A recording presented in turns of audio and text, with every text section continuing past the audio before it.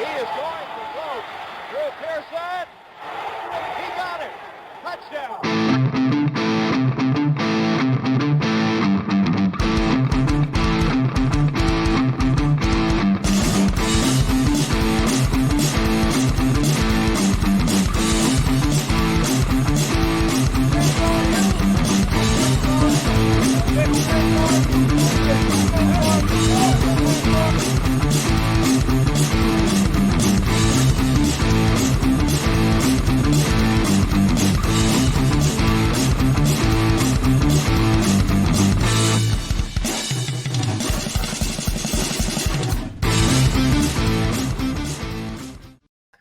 All right. Welcome back to Now About Them Cowboys. This is episode number 24.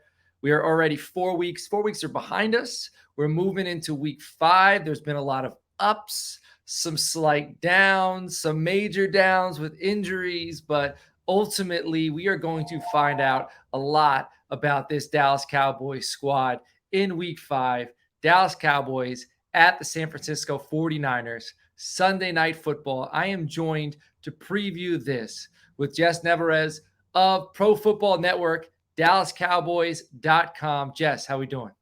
You know what? We're more than a quarter of the way there now. So I'm good. The last time we talked, we were still in training camp mode, and we are far past that now. The Dallas Cowboys rolling on through. They're 3-1. So as long as we keep that going and we keep going with our coverage, I mean, look, all my days blend together now. I'm at that point where I have no idea what day it is anymore, but it's all good. For the love of the game, we love it. How's everything going at Pro Football Network? I know that was your goal was to get there when we spoke this summer, like you had just arrived. So how's it going over there? Yeah, it's going really, really good. The thing I love about PFN is they're so supportive of me being me, and we had talked about that over the summer here, my last appearance, but they've continued to be supportive of it. They really, really want me to bring out the stories that I want to bring out, and really utilize the conversations I have with the guys that I make my ears perk up a little bit, that I'm like, oh, that's a good little tidbit. That's a good little nugget. Right. And I kind of go with that. So they've been really amazing, really healthy. And I think that's the best thing you can say about a work environment is that they're healthy for you and they're happy for you. So I have both of those things. Really, I cannot complain when I have both of those things, especially in a job that covers the Cowboys, because whoa, it is a different beast. And to have that kind of work environment, so amazing. Man, I mean, it was a quiet off season by Cowboy standards, and it was still crazy. The contracts, a little bit of trouble with Sam Williams, that was quiet. So imagine what like a busy offseason would be like. But you're also still chugging along with Girls Talk, Boys Talk, DallasCowboys.com, which is in my rotation. So that's incredible. Yeah, Girls Talk, Boys Talk is so much fun. Working with Aisha Morrison and Christy Scales every day has just been so fun. And what's cool about it is that I think now you're seeing a product of us having that real life chemistry, not just in front of the camera, but off the camera. We're all really good friends. We all talk outside of it. We have real life conversations. And I think when you see us joking and laughing, it's just part of us actually being friends offline, right? And so I think you can see that when people aren't friends and there's no chemistry, you can see it. And so with us, we have such a good time. It doesn't even feel like it's 45 minutes. It flies by because we're just lost in actually having the conversation. Right. To where when I'm hosting, I'm like, oh, guys, we got to wrap it up. Right. Right. So, no, I completely get that. I completely, because I'm part of a network. We got about 15 people over here, and it's easy when it's an extension of a conversation we've started at a different point. But all right, so I want to dive in. I want to kind of recap the first quarter, and then I want to preview San Francisco 49ers. So we're 3-1, come out the gate hot, sloppy game. I live in New York, so I was kind of telling Giants fans, like, it was 40-0, but it was wet. The game got away from them. Like, we played great, but for them, you know what I mean? Like, not that I should be lifting them up, but that's very nice of you. It was a tough game to come back from, given the circumstances. Then we beat the brakes off the Jets. Tough game against the Arizona Cardinals. A little bit, I thought, going into that game, with some of the media, like the Bart Scott thing with Trayvon Diggs, whether it was a joke or wasn't a joke. The Players were fired up. I felt bad for the Cardinals. I thought we were going to be pissed off, and maybe we were too distracted, but that's another conversation. And then New England, we beat them 38-3. So what are your general thoughts before I get into some statistics of these first 4 games? You know what is really exciting if you want some hope as a Dallas Cowboys fan is I don't think Mike McCarthy has shown all of his cards yet. You're going into week 5 of the season and you have yet to actually see this offense have to play at a full force capacity, right? And so I think that's a really exciting thing is you haven't seen a lot of the trick plays or what have you.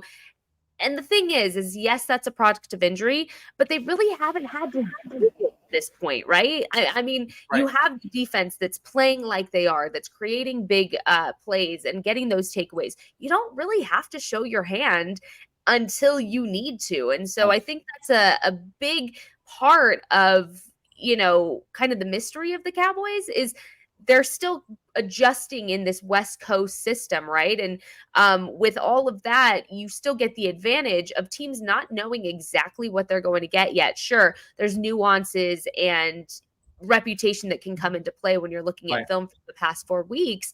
But for the most part, Mike McCarthy hasn't completely showed his hand yet. And I think it's exciting overall. But I think when you look at week 1, you're in a rain game plan. There's not much you can take out of that, right? So if you're the Jets going into week 2, you're kind of Right. like, well, I mean, that was literally, no pun intended, a watered down version of the Right. Dallas Cowboys.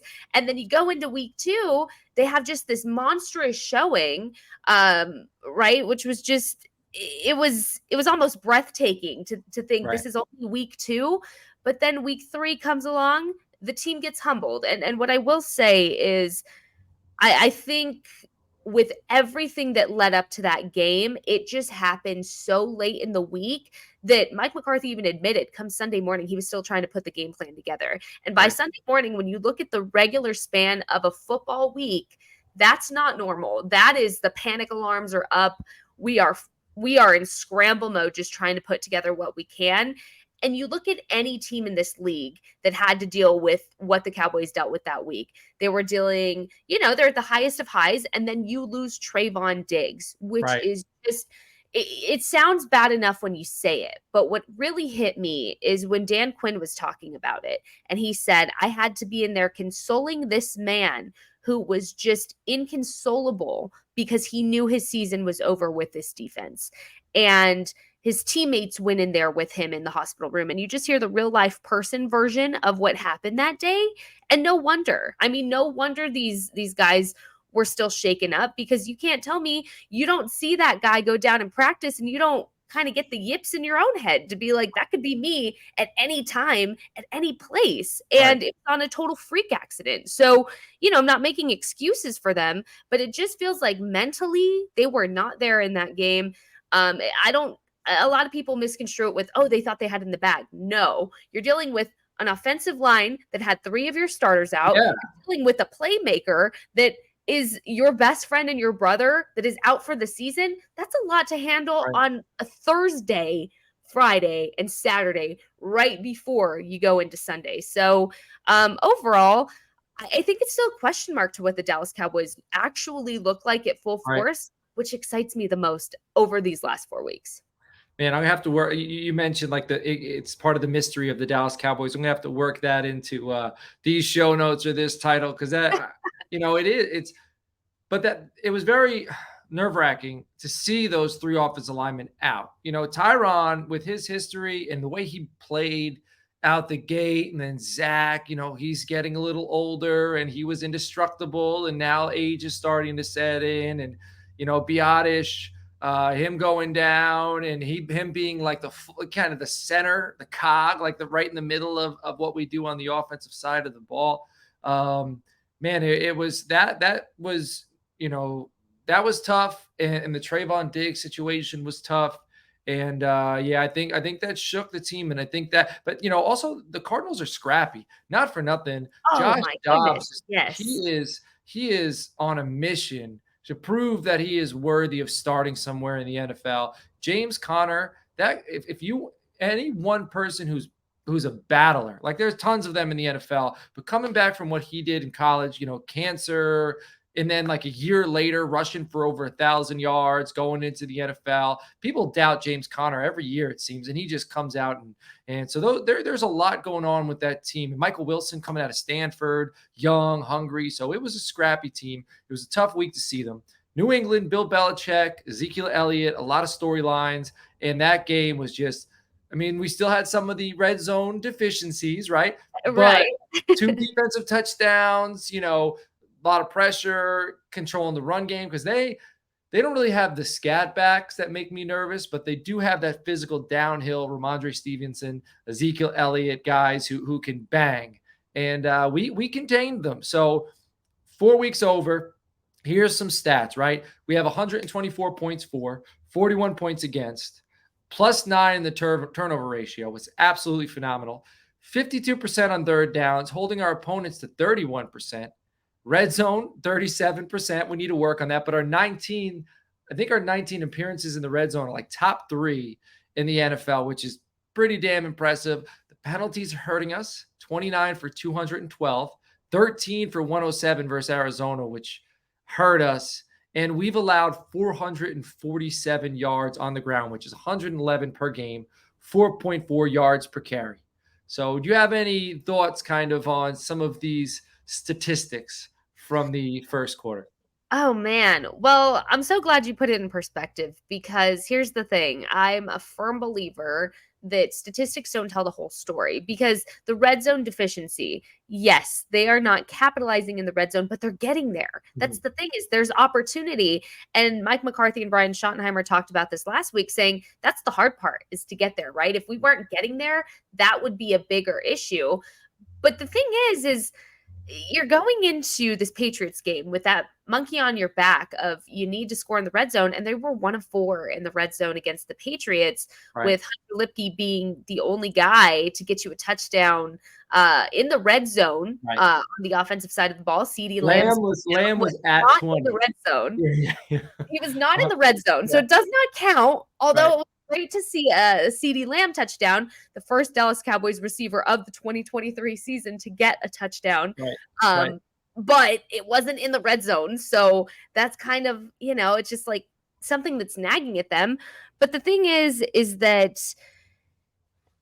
again, it's kind of weird because you're also talking about a team that knows how to get there and that knows how to put points on the board. And you have all 3 cylinders of your team firing. It's just, what is the issue in the red zone, right? And it goes back to Ezekiel Elliott being your red zone guy for the last probably 4 seasons at most, and right? Dalton Schultz. And Dalton Schultz. Yeah.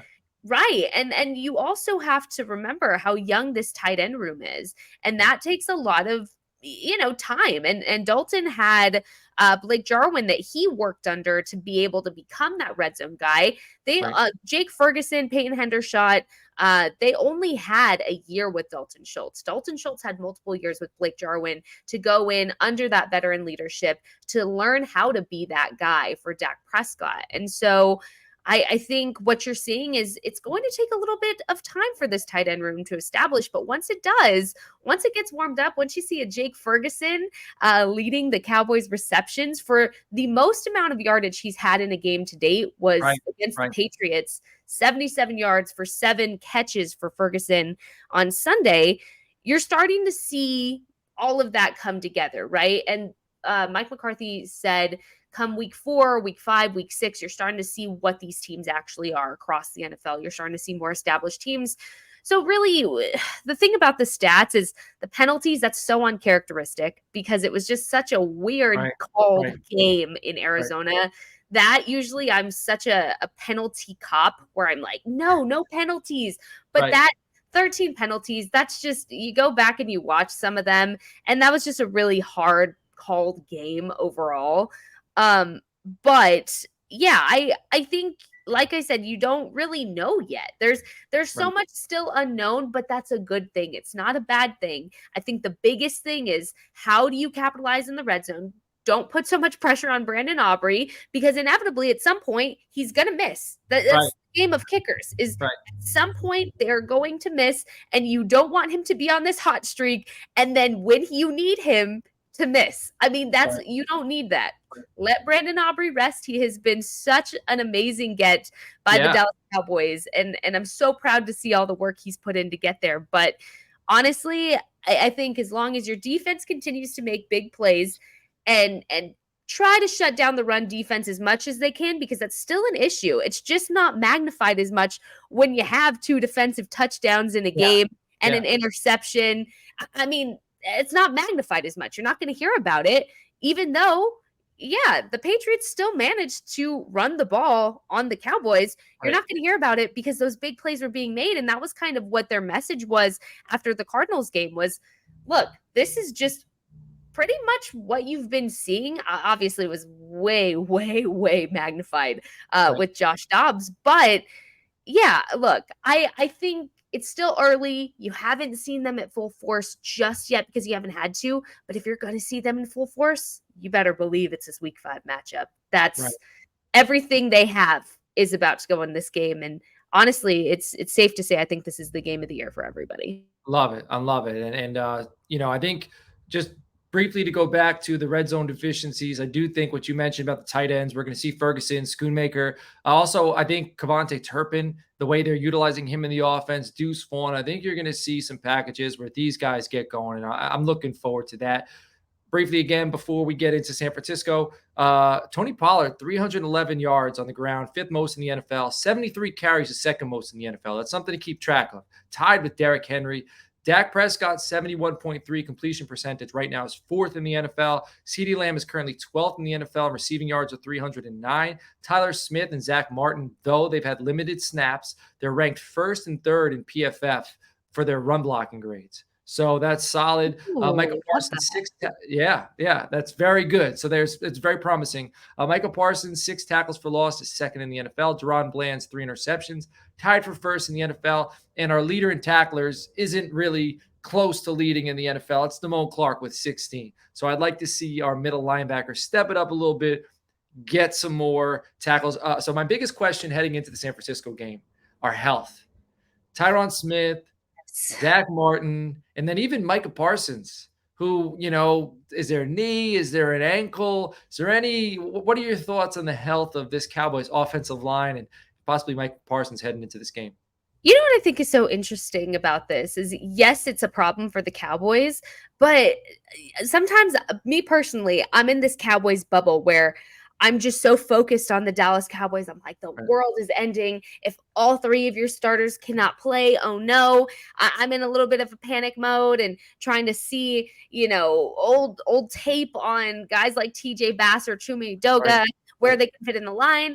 But then you kind of open your eyes a little bit more to say the Dallas Cowboys are not the only ones dealing with offensive line injuries, right? I didn't realize that the Patriots were having some offensive line troubles as well. So it's not just the Cowboys, but it's still not great because you saw what happened when Zach Martin especially and Tyler Biadasz were not in. I'm so glad that you talked about Tyler Biadasz earlier, because keep in mind, he's on his contract year. The guy is on a contract prove it year is what I like to call it. And I think he has already proved himself. When you have 2 fumble recoveries that the center is hustling down the field to get that ball. He executes, he finishes, and he makes sure that the communication is as top-notch as it can be for a center. And, he had big shoes to fill. He really did after Travis Frederick. So for me, to see Tyler Biadasz's growth and improvement and how well he plays this game, it's very hard to find a center that has that kind of chemistry and rapport, not just with the rest of the line, but your quarterback. Him and Dak Prescott really have a good thing going. So anytime you don't have Tyler Biadasz in a game, it's not good, right? And that's no shade to Brock Hoffman. I think Brock Hoffman has absolutely earned his spot on this team. It's just, let him grow under Tyler Biadasz a little bit more, and you're going to see a really good product eventually when you need to, is how I see things with Brock. But as for Zach Martin, you're right. He's not getting any younger. But the thing is Zach is very much so, he's going to play unless he absolutely does not have to. Right. You even saw that in the Patriots game. I mean, I'm like, guys, you're winning. Why are any of your starters out there? Right. And then, you see Zach Martin kind of limping off the field a Yeah. little bit, but it's week 4. You're going into week 5. And these things are going to start to happen. Unfortunately, it's part of the game. It's just now that's when your backups are ready. That's when your young guys are ready, and they have to be ready to go no matter who it is, whether it's a Micah or a Zach or whatever. I mean, anybody has to be ready to go at any point. And I think they are. I like the depth that this team has. I think some rooms scare me a little bit more than others. The linebacker room, Yeah. but. Yeah. I think we'll make a trade there. Maybe that's just wishful thinking. That was such an interesting move. And I understand logistically why they had to do it, because Brock Hoffman was elevated from the practice squad 3 times already. You needed him. I understand that, but that's such a stiff room already. I was a little interested to why the linebacker room was the one that was kind of poked and prodded. But needless to say, as far as injuries, I think Jerry Jones said last night after the game that Micah Parsons wasn't anything to worry about, essentially. And then Zach Martin's just kind of been dealing with multiple things. So it's not like it's a nagging injury for him, and that doesn't make it any better.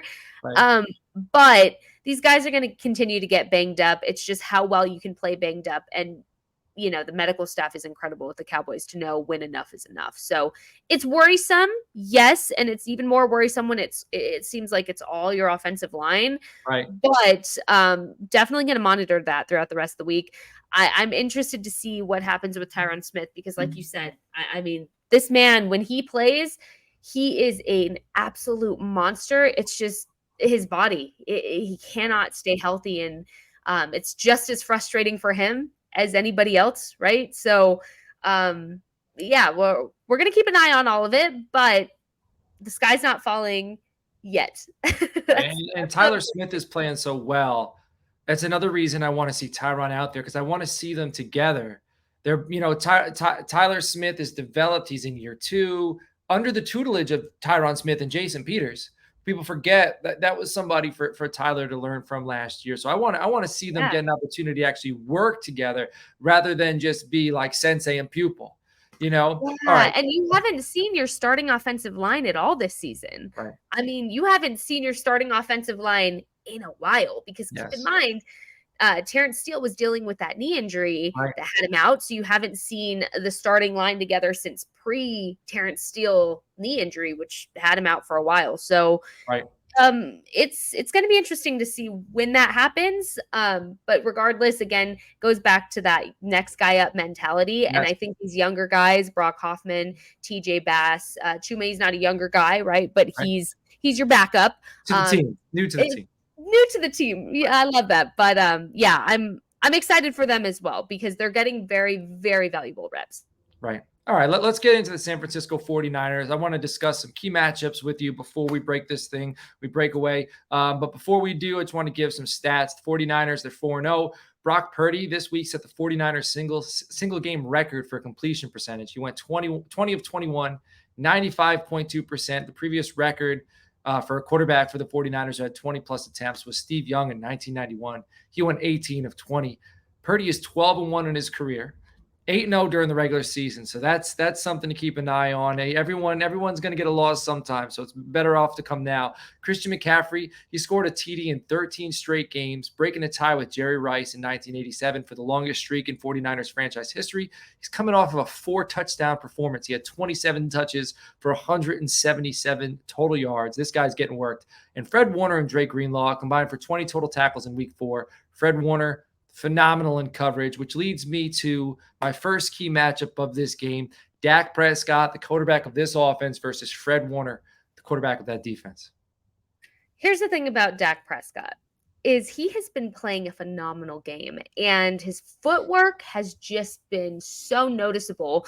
Something that Mike McCarthy and Brian Schottenheimer touched base on a little bit more after the Arizona loss was it was after the Jets game, was how great his footwork was and how you can kind of judge a quarterback based on their footwork. And the thing is, when Dak plays like he did against the Patriots last night, even when he has pressure on him, he's releasing that ball and getting his first look. He is throwing that ball to whoever he sees first because he knows everybody around him is going to be ready for whatever he's about to give them.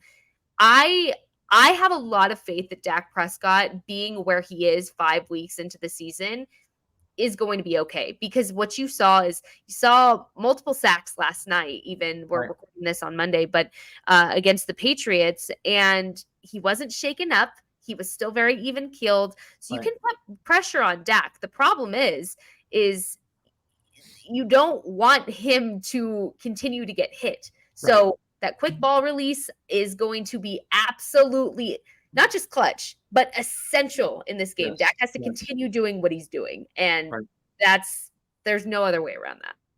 All right, let's go to the other side of the ball. So obviously, Fred Warner, stud, great in coverage, great against the run, one of the best linebackers in the NFL. So I'm really looking forward to that matchup. But I'm also looking forward to seeing, I don't think Micah Parsons is going to line up on Trent Williams a lot. But Trent Williams is a savvy veteran, doesn't take any nonsense. And I think him and Micah Parsons would be friends if they were on the same team, because they both attack the game the same way. But they're opponents in this one. And there's going to be a lot of bloodshed when these two play each other. So what are your thoughts on this matchup? Oh, my goodness. Honestly, oh, my goodness. That's my thought is how exciting is it to see this, though? Because you're talking about a year 3 player in Micah Parsons who continues to build and grow and already have his name put next to guys like Trent Williams to say, what a matchup. Right. And so that tells you alone that, yeah, you know what, maybe Micah Parsons doesn't have a sack in the game, or, maybe he's not able to be as dominating as he's used to being in the game. But at the same time, if he can hold off a guy like Trent Williams, that's kind of a plus for you and your team in the long run of things. So I'm excited about the matchup. I think what that's going to come down to for Micah is his handwork, which is something that he's been putting so much time and effort in. That's why he took up boxing, is so that way he could be used to the quick jabs and the quick moves and defending himself. And so I think that's going to be a big part of it. It's again, you're talking about Micah's a little dinged up already. We don't exactly know what's going on just yet with him and where his health stands. But what I do know is the Cowboys have already done this with multiple players, is they give them rest days. So I wouldn't be surprised if Micah Parsons got a rest day, if not multiple. Yes, give him the rest day, man. He did all the work in the offseason. He's good. So the last one, I know you got to go. The last one I want to ask you. No, you're good. Deebo Samuel, Brandon Ayuk. Ayuk is one of my favorite wide receivers in the NFL. I think he is so talented. He's an elite route runner. He was a former running back in high school, switched to wide receiver at Arizona State. Great with the ball in his hands. And when you have guys like Deebo Samuel, George Kittle, Christian McCaffrey, you have these weapons. You don't really appreciate a guy who's elite at his position. Like he's a weapon, but he's not a weapon in the sense of Deebo and McCaffrey. Like he is a wide receiver, and he's tough to cover. So Deebo obviously is that weapon. But then you got Stephon Gilmore, who's the savvy vet who lines up well with a technician like Brandon Ayuk. Then you got a Deron Bland, used to playing in the slot, now playing on the outside. He's young, he's up and coming, he's hungry, he's feisty. So these two, Bland and Gilmore, going up against guys like Deebo and Ayuk. What are your thoughts on this matchup? I think it's going to be the test of all time for this cornerback room and just the DBs in general, because you're still seeing a team that's kind of adjusting to not having Trayvon Diggs, because it's not like that was a small feat for them to figure out. Trey is not a guy you can just replace. And so having to figure out where the puzzle pieces make the most sense has been really what I've been seeing the past couple of weeks. But this is like, look, we had to put these puzzle pieces together for this specific game, this specific matchup. So I think it's going to be interesting. What I like about Deron Bland is you see a very Trayvon Diggs-esque sense of how he ball hawks. And I think that was on perfect display against the Patriots, because the thing about him is even if he's not making the big play, he's going towards the ball no matter what. And he's trying to finish the play on the ball. And that's something that you saw a lot from Trayvon Diggs this season, which you're seeing in Deron Bland, who's such a young player still. You forget how young this guy is. And then you have Stephon Gilmore, who, thank God the Dallas Cowboys have Stephon Gilmore. Yes. Thank God. Thank you, football gods, for Right. coming in clutch with that, because the thing is, you know, in a regular season, if you didn't have him and you just had Trey, it sounds great. But then if this injury still would have occurred, what the heck would everybody be doing, right? Eric Scott, get the call up. Oh man, it's just it's so nice to have a veteran presence still in your backfield that you don't really have to worry about things. What I have noticed from Stephon Gilmore is his route running is so on top of the game that it's almost ridiculous. You watch how shifty he is and how he's able to read the route before the receiver. If he continues to do that, it really, there's no matchup that worries me as far as anybody that goes against Stephon Gilmore. The only thing is, and this trickles all the way down, is the communication needs to stay key. Everybody just needs to be focused on their job. And that sounds so dumb to say and so basic to say, but when you saw this team slipping away against the Cardinals, it was because they were trying to play other people's jobs. They were trying to do too much. They were trying to chase big plays. When you see the Cowboys at their best, and the Cowboys defense specifically, they're not trying to chase big plays. They're trying to earn the pass rush. They're doing their jobs, and all together, when it forms, that's when you have the monster. You don't have it when you're doing those things and slipping up and trying to do too much. So I understand that this is such a big game for many reasons. Emotionally, a lot of these guys want to get that bad taste out of their mouth and just slay the dragon. Yes. However, they have to stay even keeled with it. I mean, there's just across the board, no matter what position you're talking about, they have to stay even keeled, and they cannot get too in their head and too ahead of themselves, because that is when things are going to get bad.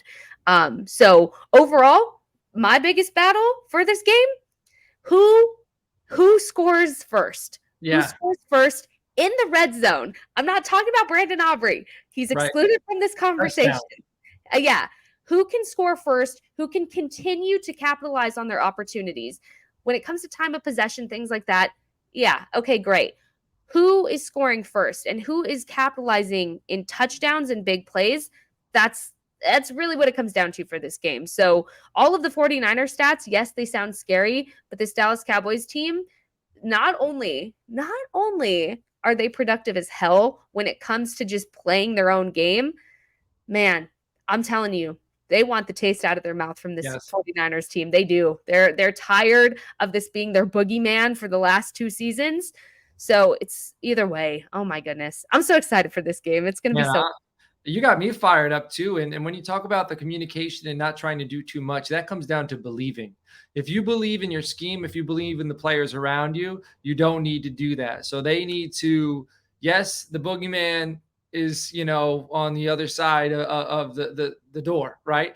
But you need to believe you could take him down. And if you do, and you believe in who's around you and who's helping you take him down, then you don't try to do too much. You don't overreach. But that, you know, Jess, this has been incredible. I appreciate you coming on again. It was nice talking to you in the off season. Now it's nice talking to you, you know, a quarter of the way through the season. Maybe, you know, maybe we'll go halfway. We'll do quarter by quarter. Maybe we go halfway. I'll reach out to you, or I'm definitely thinking when we clinch a playoff spot, because that's coming. We'll definitely get together for that. You know, it'd be nice to talk about our outlook, you know, heading into the playoffs with this Dallas Cowboys roster. So Jess, again, let everybody know where they can find your content and what you got coming up. Yeah, mostly I'm on X or Twitter, whatever you want to call it. I still call it Twitter, at Jess Nevarez _. And then all my work is on ProFootballNetwork.com. I'm writing every day. So I guarantee you, if you go look, you're going to find something. And then, of course, Girls Talk, Boys Talk is on DallasCowboys.com every day, Monday through Thursday at 4 o'clock Central Time on DallasCowboys.com, like I just said. But thank you. I appreciate you. We talk offline about Real Knows Real, and if you are supporting everybody over here, please continue to do so. They're so amazing, and they treat people like people, which is just beyond what some people do. So I appreciate you so much. Thank you. I appreciate it. Everybody who's been tuning in, like, comment, subscribe, all that good stuff, and we will catch you all next week. Take care.